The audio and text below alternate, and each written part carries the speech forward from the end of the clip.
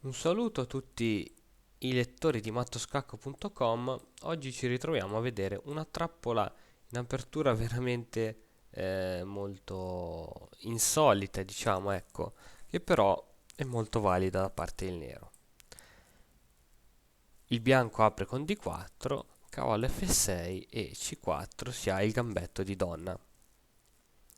Con E6 si entra in una specie di ninja indiana e quando il bianco gioca cavallo F3, anziché giocare cavallo C3, per il 90% delle volte il nero andrà a giocare B6. Dopo B6 il bianco gioca G3, cercando di contrastare l'alfiere nero che andrà in B7 tramite l'alfiere in G2. Tuttavia qui il nero gioca diversamente, dato che il bianco ha intenzione di spostare l'alfiere in fianchetto. Spostando l'alfiere in fianchetto e non lasciandolo sulla sua diagonale iniziale, l'alfiere non va più a controllare il pedone C4 dopo la spinta in E3.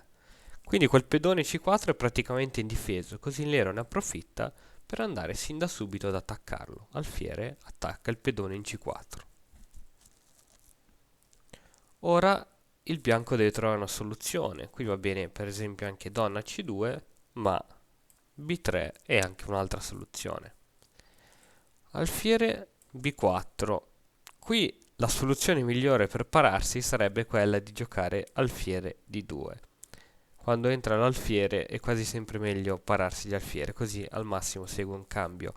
Ma se si para con cavallo in B va in D2 si iniziano ad avere problemi. Andiamo a vedere.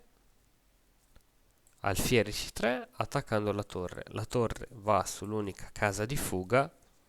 E ora attenzione alfiere B7. Mossa che può sembrare senza senso, comunque di routine, ma in realtà questa mossa ha lo scopo di andare in con l'alfiere in E4 e andare a catturare così inevitabilmente la torre. Alfiere G2 e infatti alfiere E4. La torre non può più muoversi e il cavallo non può andare a catturare l'alfiere in E4 perché è inchiodato. Come può liberarsi da questo attacco il bianco? Può tramite per esempio cavallo H4. Ora, se il nero va a catturare la torre, rimane la sua torre sotto e quindi andrebbe ad avere un gioco pari che non è conveniente per il nero. Un gioco invece conveniente è quello di andare a scambiare gli alfieri. Dopo alfiere per G2 e cavallo per G2, con la cattura di questo importantissimo pedone centrale, il nero entra in vantaggio. Per esempio, dopo arrocco può susseguire qualsiasi tipo di mossa, per esempio cavallo C6, che comunque ha diversi buchi nella quale entrare. Il nero quindi in vantaggio di un pedone, ma di un pedone centrale importantissimo.